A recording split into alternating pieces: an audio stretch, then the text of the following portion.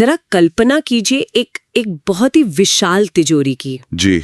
एक ऐसी तिजोरी जिसमें ना 140 करोड़ से ज्यादा लोगों की गाढ़ी कमाई रखी हुई है। मतलब इसमें खरबों रुपए हैं। बिल्कुल, वो पैसा जिससे देश की सड़कें बननी हैं। हाँ, या अस्पताल चलने हैं, सेना के लिए हथियार खरीदे जाने हैं, और स्कूलों में बच्चों की पढ़ाई होनी है। सही बात है, ये सब उसी तिजोरी से होता है। तो अब जरा सोचिए कि उस एक अकेले इंसान की जिम्मेदारी कितनी बड़ी होगी, जिसका एकमात्र काम ये सुनिश्चित करना है कि सरकार इस तिजोरी में से एक भी पैसा गलत जगह पर ना खर्च करे। एकदम सही कहा आपने, कोई फिजूल खर्ची ना हो। जी, तो आज की हमारी इस विस्तृत और गहन चर्चा में, या यूं कहें कि इस डीप डाइव में, हम भारत के नियंत्रक एवं महालेखा परीक्षक के पद का विश्लेषण करने वाले हैं, जिसे हम आम बोलचाल में सीएजी कहते हैं। बिल्कुल, सीएजी, कैग भी कहते हैं कुछ लोग इसे। हाँ, जब संविधान लिखा जा रहा था ना, तब डॉक्टर भीमराव अंबेडकर ने स्पष्ट शब्दों में कहा था कि सीएजी का पद पूरे भारतीय संविधान में सबसे महत्वपूर्ण पद है।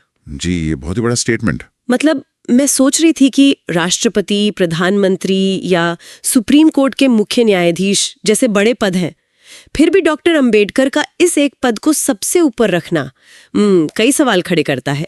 आज हम इसी की परतें उधेड़ने वाले हैं। देखिए, डॉक्टर अंबेडकर का वो कथन ना सिर्फ एक राय नहीं थी, बल्कि अगर हम इसे एग्जाम के नजरिए से या कॉन्सेप्ट के तौर पर समझें तो ये लोकतंत्र के अर्थशास्त्र की एक बहुत गहरी समझ थी। अच्छा। हाँ, मतलब लोकतंत्र का मतलब केवल ये तो नहीं है ना कि हर 5 साल में वोट डाल दिया या संसद में बैठ के कानून बना दिए। बिल्कुल नहीं। असली लोकतंत्र इस बात पर टिका होता है कि जो पब्लिक पर्स है, यानी जनता का धन, उसका प्रबंधन कैसे हो रहा है। हाँ। अगर सरकारें जनता से टैक्स वसूलती रहें लेकिन उस पैसे को खर्च करने की कोई पारदर्शी व्यवस्था ही ना हो तो क्या होगा? जाएगी, भ्रष्टाचार होगा। एकदम सही। सीएजी वही संवैधानिक संस्था है जो इस बात की गारंटी देती है कि जो पैसा जिस काम के लिए निकाला गया है वो उसी काम पर खर्च हो। मतलब ये जवाबदेही का सबसे बड़ा ढांचा है। जी, चलिए इस कॉन्सेप्ट को थोड़ा और आसान तरीके से समझते हैं। हाँ। संविधान का अनुच्छेद 148 जो बहुत ही इंपॉर्टेंट है, वो इस पद की नींव रखता है। हाँ, आर्टिकल 148। इसी से सीएजी को लोक वित्त का संरक्षक कहा जाता है ना? Guardian of the public purse. बिल्कुल। अगर हम आपके उसी तिजोरी वाले उदाहरण पर वापस जाएं तो इसे समझना बहुत आसान हो जाता है। कैसे? देखिए, सरकार जब भी कोई नई योजना लाती है या कोई बजट पास करती है तो उसे उस बड़ी सी तिजोरी से पैसा निकालना पड़ता है। जी। सीएजी उस तिजोरी के बाहर खड़ा वो मुख्य पहरेदार है जो हर एक निकासी पर नजर रखता है। मतलब एक भी रुपया उसकी नजर से बच नहीं सकता। नहीं बच सकता। और ये पहरेदार सिर्फ ये नहीं देखता कि कितना पैसा निकला, बल्कि वो ये सवाल भी करता है कि पैसा निकालने का आदेश किसने दिया। ओहो, मतलब पूरी इन्वेस्टिगेशन। हाँ, पैसा किस रास्ते से गया और क्या वो असल में वहां पहुंचा जहां उसे पहुंचना चाहिए था। तो उस पहरेदार की नजर हर एक वाउचर और हर एक रसीद पर होती है। बिल्कुल, क्योंकि सरकार का आकार बहुत विशाल है ना, हजारों योजनाएं चल रही हैं, लाखों कर्मचारी काम कर रहे हैं। सही बात है।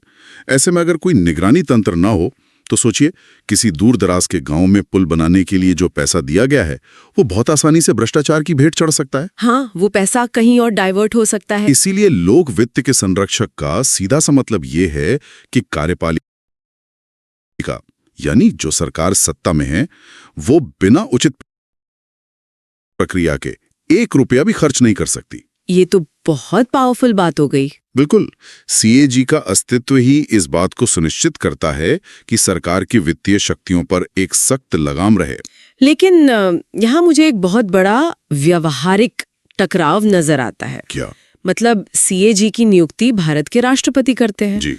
और ये हम सब जानते हैं कि संवैधानिक ढांचे में राष्ट्रपति हमेशा प्रधानमंत्री और उनके मंत्रिपरिषद की सलाह पर ही काम करते हैं। बिल्कुल सही पकड़े आप। तो इसका मतलब तो ये हुआ ना कि परोक्ष रूप से सत्ताधारी सरकार ही उस व्यक्ति को चुन रही है जो सरकार के ही खर्चों की जांच करेगा। हाँ, देखने में ऐसा ही लगता है। तो ऐसे में तो सरकार के पास ये पूरी ताकत होनी चाहिए कि अगर वो पहरेदार सरकार के ही किसी बड़े घोटाले को पकड़ ले तो सरकार राष्ट्रपति से कहकर उस पहरेदार को नौकरी से निकाल दे। ये एक बहुत ही जायज चिंता है और एग्जाम पॉइंट ऑफ व्यू से भी ये सवाल बहुत बार पूछा जाता है। अच्छा? हाँ, देखिए, कोई भी ऑडिटर तब तक निष्पक्ष नहीं हो सकता जब तक उसके मन में अपनी नौकरी जाने का डर हो। सही बात है। डर रहेगा तो वो सच कैसे बोलेगा। और संविधान निर्माताओं ने इस खतरे को बहुत अच्छी तरह से भांप लिया था।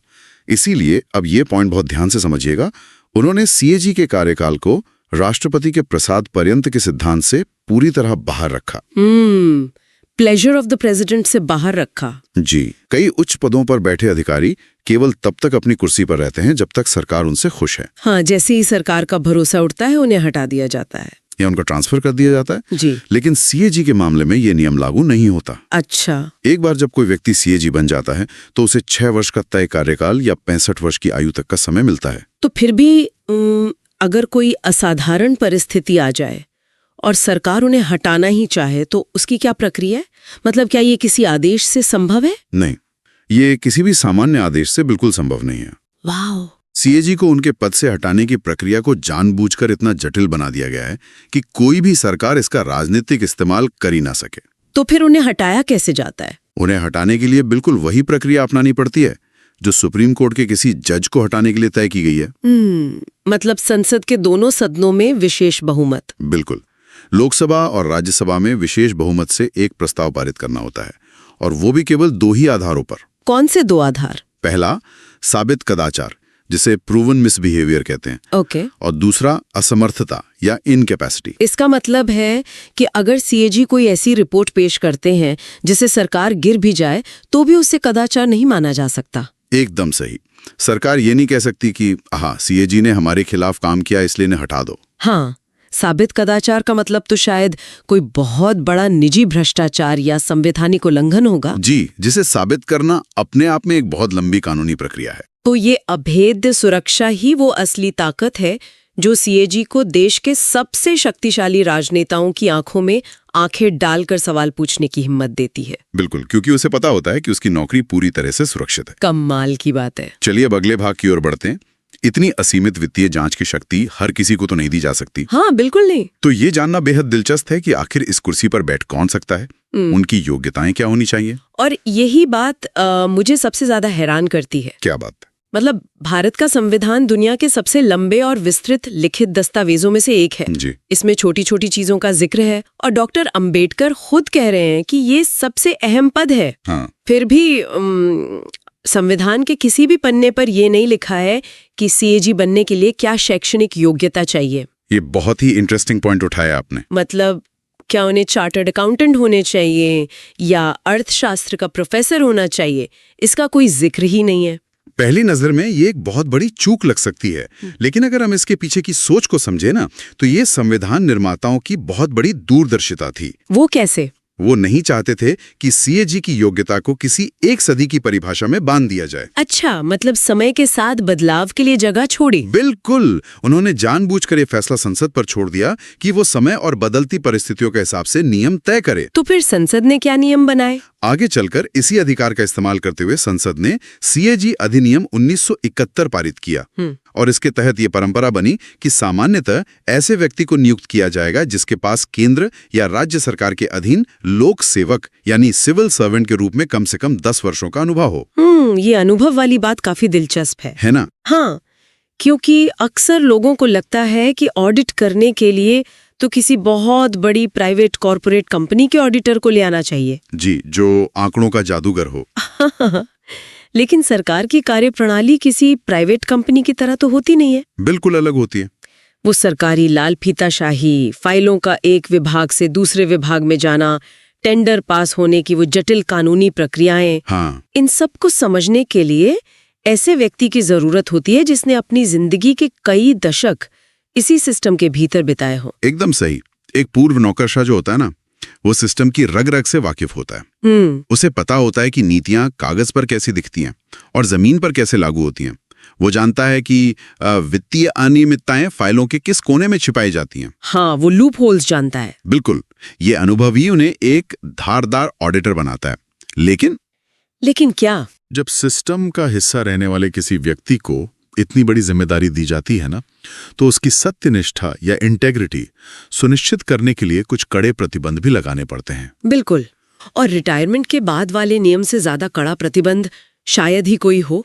जी। मतलब जब कोई व्यक्ति सीएजी के पद से सेवानिवृत्त होता है तो वो उसके बाद भारत सरकार या किसी भी राज्य सरकार के अधीन कोई भी अन्य पद ग्रहण करने के लिए हमेशा के लिए अयोग्य हो जाता है। एकदम सही। एक तरह से उनका सरकारी करियर वहीं खत्म हो जाता है। हाँ, शुरुआत में ये नियम मुझे बहुत कठोर लगा था। मतलब ऐसा क्यों है कि इतने अनुभवी व्यक्ति की सेवाएं रिटायरमेंट के बाद किसी और काम में नहीं ली जा सकती? देखिए, इस कॉन्सेप्ट को थोड़ा साइकोलॉजिकली समझते हैं। जी। इस नियम के पीछे की मनोवैज्ञानिक समझ बहुत गहरी है। कैसे? हम सभी जानते हैं कि इंसान स्वभाव से भविष्य की सुरक्षा और पद की लालसा रखता है ना? हाँ, ये तो इंसानी फितरत है। अब कल्पना कीजिए कि सीएजी के पद पर बैठा कोई व्यक्ति अपने कार्यकाल के अंतिम 6 महीनों में है। वो एक बहुत बड़े रक्षा सौदे या किसी बड़े प्रोजेक्ट की ऑडिटिंग कर रहा है जिसमें सरकार की भारी कमियां सामने आ रही हैं। अच्छा। अब अगर उस व्यक्ति को ये पता हो कि सरकार उसे रिटायरमेंट के बाद किसी राज्य का राज्यपाल बना सकती है ओहो। या किसी महत्वपूर्ण आयोग का अध्यक्ष बना सकती है, तो क्या वो सरकार के खिलाफ कड़ी रिपोर्ट लिखने की हिम्मत करेगा? नहीं, बिल्कुल नहीं। संभावना यही है कि वो एक सॉफ्ट रिपोर्ट बनाएगा ताकि सरकार उसे खुश रहे। बिल्कुल। और उससे भविष्य में इनाम के तौर पर कोई अच्छी पोस्टिंग मिल जाए। यही वो चीज है जिसे हम क्विड प्रो को या लेन देन की मानसिकता कहते हैं, और ये नियम इसे पूरी तरह से नष्ट कर देता है। मतलब कोई लालच ही नहीं बचा। एकदम सही। जब आपको पता है कि सरकार अब आपको भविष्य में कुछ भी नहीं दे सकती, तो सरकार के दबाव में आने या फेवर करने का कोई कारण ही नहीं बचता। आपकी वफादारी सिर्फ संविधान के प्रति रह जाती है। जी। और वित्तीय स्वतंत्रता की बात करें तो उनका वेतन भी कम दिलचस्प नहीं है। हाँ, मैंने पढ़ा कि उनका वेतन सर्वोच्च न्यायालय के न्यायाधीश के बराबर होता है। बिल्कुल। और सबसे खास बात यह है कि ये वेतन भारत की संचित निधि पर भारित होता है, जिसे कंसोलिडेटेड फंड कहते हैं। ये एक ऐसा तकनीकी शब्द है जिसे हम अक्सर खबरों में सुनते हैं। ये संचित निधि असल में क्या है? इसे आसान तरीके से समझते हैं। संचित निधि भारत सरकार का मुख्य और सबसे बड़ा बैंक अकाउंट है। अच्छा। देश भर से जितना भी टैक्स इकट्ठा होता है, सरकार जो भी लोन लेती है या जो भी रेवेन्यू आता है, वो सब इसी एक खाते में जाता है। सरकार के लगभग सभी बड़े खर्चे इसी खाते से होते हैं। लेकिन इस खाते से पैसा निकालने का एक कड़ा नियम है। सरकार अपनी मर्जी से इसमें से पैसा नहीं निकाल सकती। इसके लिए संसद में बाकायदा चर्चा होती है और वोटिंग के जरिए बिल पास करना पड़ता है। तो अगर सीएजी का वेतन इस निधि पर भारित है, मतलब चार्ज्ड अपॉन है, तो उसका क्या मतलब हुआ? क्या इसके लिए भी वोटिंग होती है? नहीं, यहीं पे सारा फर्क आ जाता है। ये पॉइंट एग्जाम के लिए बहुत इंपॉर्टेंट है। अच्छा।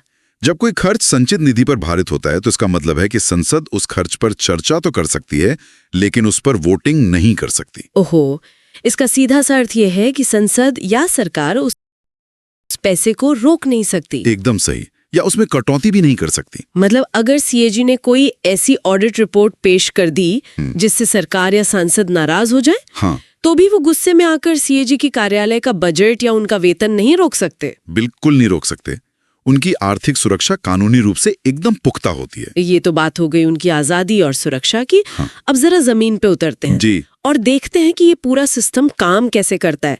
मतलब उनका दायरा कितना बड़ा है, वो किन किन चीजों की जांच करते हैं। उनका दायरा लगभग पूरे सरकारी ढांचे को कवर करता है।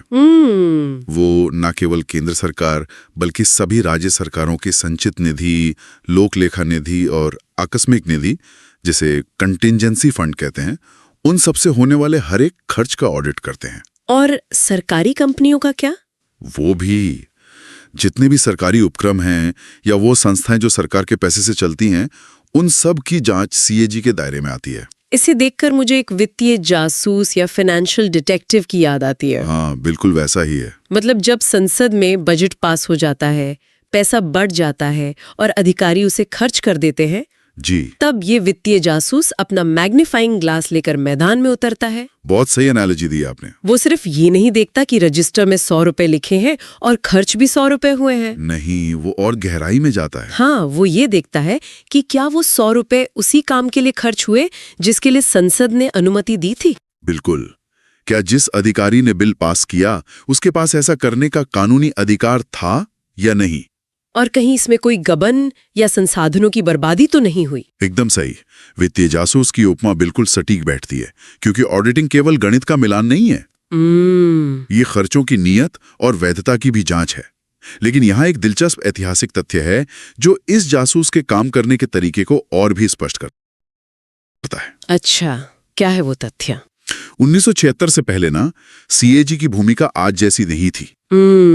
1976 तक सीएजी 2 अलग-अलग काम करते थे, लेखांकन यानी अकाउंटिंग और लेखा परीक्षा यानी ऑडिटिंग। लेखांकन यानी खातों को लिखना, हिसाब रखना। जी। और लेखा परीक्षा यानी उसी हिसाब की जांच करना। बिल्कुल। लेकिन 1976 में केंद्र सरकार के स्तर पर एक बहुत बड़ा बदलाव किया गया। सीएजी को लेखांकन के काम से पूरी तरह मुक्त कर दिया गया और उन्हें केवल ऑडिटिंग तक सीमित कर दिया गया। हाँ, ऐसा क्यों किया गया? क्या ये उनके काम के बोझ को कम करने के लिए था? काम का बोझ एक कारण हो सकता है, लेकिन इसके पीछे का मुख्य सिद्धांत हितों का टकराव या कॉन्फ्लिक्ट ऑफ इंटरेस्ट रोकना था। मैं समझ रही हूँ। इसे ऐसे समझिए, सोचिए एक छात्र है जो परीक्षा में अपनी कॉपी खुद लिख रहा है जी। और फिर जब कॉपी चेक करने की बारी आती है तो उसी छात्र को लाल पेन दे दिया जाता है कि भाई तुम अपनी कॉपी खुद चेक करो। ओहो। तो क्या वो कभी खुद को फेल करेगा? बिल्कुल नहीं। क्या वो अपनी गलतियों पर लाल घेरा बनाएगा? कभी नहीं बनाएगा। एकदम सही।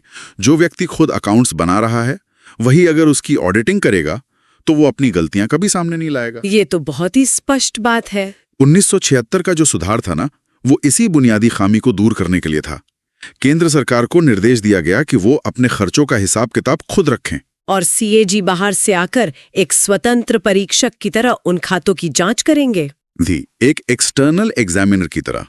इससे ऑडिटिंग की प्रक्रिया में एक अभूतपूर्व पारदर्शिता आई। वाओ। हालांकि ये जानना भी जरूरी है कि राज्यों के स्तर पर आज भी कुछ जगह सीएजी अकाउंटिंग और ऑडिटिंग दोनों का काम देखते हैं, लेकिन केंद्र के मामले में ये विभाजन बहुत स्पष्ट है। तो ये वित्तीय जासूस अपनी पूरी जांच पड़ताल कर लेता है।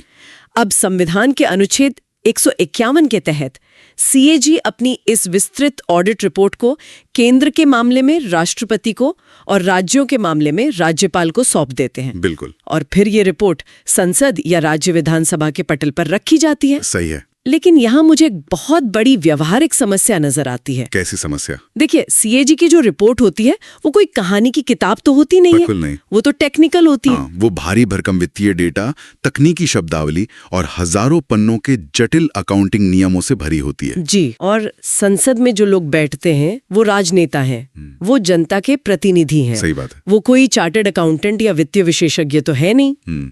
तो इतनी जटिल डेटा को संसद के भीतर तीखे सवालों में कौन बदलता है? ये बहुत ही बेहतरीन सवाल है और ये इस पूरी प्रक्रिया की एक अहम कड़ी है। अच्छा। अगर सीएजी की रिपोर्ट सिर्फ संसद की टेबल पर रख दी जाए ना, तो वो वहां बस धूल फांकती रह जाएगी।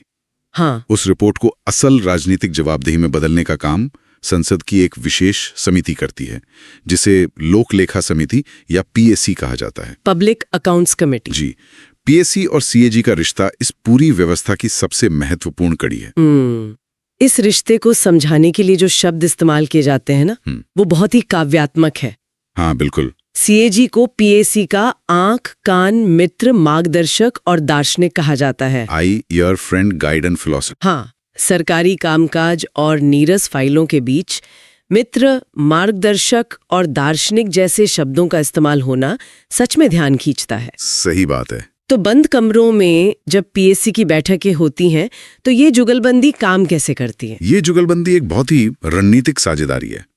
देखिए, पीएससी में सत्ता पक्ष और विपक्ष दोनों के सांसद होते हैं, जिनका काम सरकार की कमियों को उजागर करना होता है। जी। लेकिन जैसा कि आपने कहा, उन्हें तकनीकी बारीकियां समझ में नहीं आती। हाँ। तो जब पीएससी किसी मंत्रालय के बड़े अधिकारी को तलब करती है और उससे किसी टेंडर के बारे में सवाल जवाब करती है, तो उस बैठक में सीएजी भी मौजूद होते हैं। मतलब सीएजी उस बैठक में सिर्फ दर्शक बनकर नहीं बैठे होते? बिल्कुल नहीं। सीएजी पीएससी के सदस्यों के लिए एक तकनीकी दिमाग की तरह काम करते हैं। जब कोई अधिकारी गोलमोल जवाब देके बचने की कोशिश करता है ना, हाँ, तो सीएजी पीएससी सदस्यों के कान में फुसफुसाते हैं या उन्हें पर्ची देते हैं कि इनसे रिपोर्ट के पेज नंबर 42 पर दिए गए वाउचर के बारे में पूछिए। ओहो, मतलब वो सीधा गाइड करते हैं। बिल्कुल।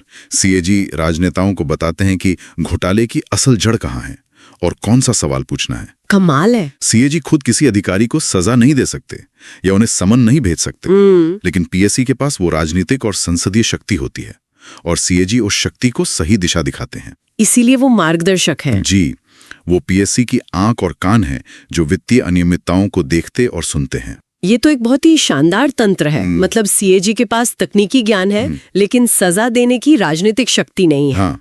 और पीएससी के पास शक्ति है लेकिन तकनीकी ज्ञान नहीं है। बिल्कुल सही। और जब ये दोनों मिल जाते हैं तो सरकार की जवाबदेही तय होने से कोई नहीं बच सकता। एकदम सही विश्लेषण किया आपने। तो अगर हम इस पूरी चर्चा को एक जगह समेटें तो ये स्पष्ट हो जाता है कि संविधान ने सीएजी को इतना स्वतंत्र और सुरक्षित क्यों बनाया है। जी। उनके पद की सुरक्षा, रिटायरमेंट के बाद की पाबंदियां, उनके वेतन का बिना वोटिंग के पास होना और फिर पीएससी के साथ मिलकर काम करना। हाँ। ये सब मिलकर एक ऐसा सुरक्षा चक्र बनाते हैं जिसे भेदना किसी भी भ्रष्ट तंत्र के लिए बहुत मुश्किल है। और यही कारण है कि डॉक्टर अंबेडकर का वो कथन आज भी प्रासंगिक है कि जब तक सीएजी बिना किसी डर और दबाव के अपना काम कर रहे हैं, तब तक लोकतंत्र का वित्तीय ढांचा सुरक्षित हाथों में है। बिल्कुल। लेकिन इस चर्चा को विराम देने से पहले एक ऐसा विचार है जो मन में कौंधता है। जी बताइए। हमने इस पूरी प्रक्रिया में एक बात बार बार देखी कि सीएजी का काम हमेशा खर्च हो जाने के बाद शुरू होता है। सही कहा आपने। मतलब जब बजट पास हो गया, पैसा तिजोरी से निकल गया, योजना जमीन पर आ गई और सारा काम खत्म हो गया, हाँ। उसके बाद सीएजी अपनी ऑडिटिंग शुरू करते हैं।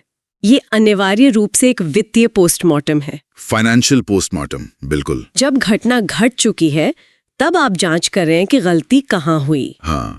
तो ये एक ऐसा सवाल है जो हमें सोचने पर मजबूर करता है कि क्या केवल खर्चों के बाद होने वाली ये जांच इतनी खौफनाक है कि भविष्य में होने वाले भ्रष्टाचार को जड़ से रोक सके? ये एक बहुत ही गहरा सवाल है। जब पैसा पहले ही गलत जगह लग चुका है तो क्या ये पोस्टमार्टम लोकतंत्र की सेहत को पूरी तरह से दुरुस्त रखने के लिए काफी है? सही बात है। या फिर किसी ऐसे सिस्टम की भी दरकार है जो पैसे को तिजोरी से निकलते वक्त ही रोक सके, ना कि निकलने के बाद उसका हिसाब मांगे? बिल्कुल। सीएजी अपनी जगह बेहतरीन काम कर रहे हैं, लेकिन क्या ये व्यवस्था अपने आप में पूर्ण है? ये एक ऐसा पहलू है जो इस विषय को और भी गहरा बनाता है और सोचने पर मजबूर करता है। जी। तो आज के हमारे इस डीप डाइव में बस इतना ही। एक जटिल और